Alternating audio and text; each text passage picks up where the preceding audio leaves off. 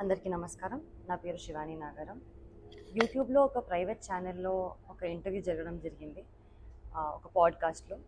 ఆ ఇంటర్వ్యూయర్ నన్ను కొన్ని క్వశ్చన్లు అడిగారు. నార్మల్గా మన సక్సెస్ కానివ్వండి, ఆ, మన childhood journey or film success గురించి, డివోషనల్ జర్నీ, స్పిరిచువల్ ఎక్స్పీరియన్సెస్ గురించి అడగడం జరిగింది. దాంట్లో నేను నా స్పిరిచువల్ జర్నీ షేర్ చేసుకున్నాను. కేదార్నాథ్, నా రామ్కోటి రాయడము, తిరుపతి, షిరిడి ఇవన్నీ చెప్పడం జరిగింది.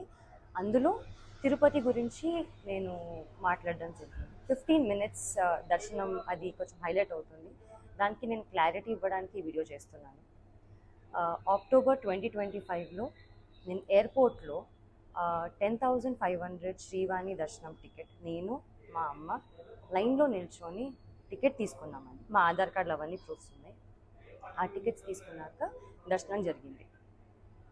15 minutes అనేది నా మెయిన్ మోటివ్ చెప్పేది ఏంటంటే, లైన్లో బిగినింగ్ నుంచి స్వామివారి దగ్గరికి వెళ్ళినంత వరకు కొంచెం కొంచెం స్వామివారు కనిపిస్తూ ఉంటారు.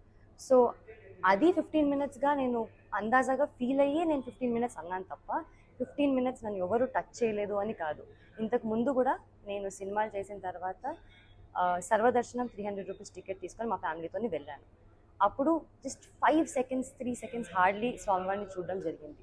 నా లైఫ్లో ఫస్ట్ టైం 13 years తర్వాత స్వామివారిని అంత దగ్గరగా చూడడం జరిగింది. అది నేను చాలా హ్యాపీగా ఫీల్ అయ్యి ఎక్సైట్మెంట్తో చాలా జెన్యున్గా షేర్ చేసుకున్న ఎక్స్పీరియన్స్ అంతే. అది కొంచెం మిస్లీడింగ్గా వెళ్తుందండి.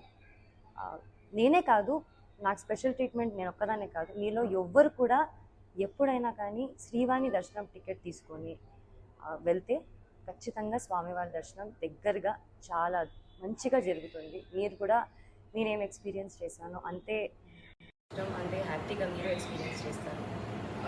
నాకు దీనిపైన క్లారిటీ ఇవ్వాలి అని నాకు బాధ్యతగా నాకు ఇవ్వాలనిపించింది. అండ్ ఇది నా టికెట్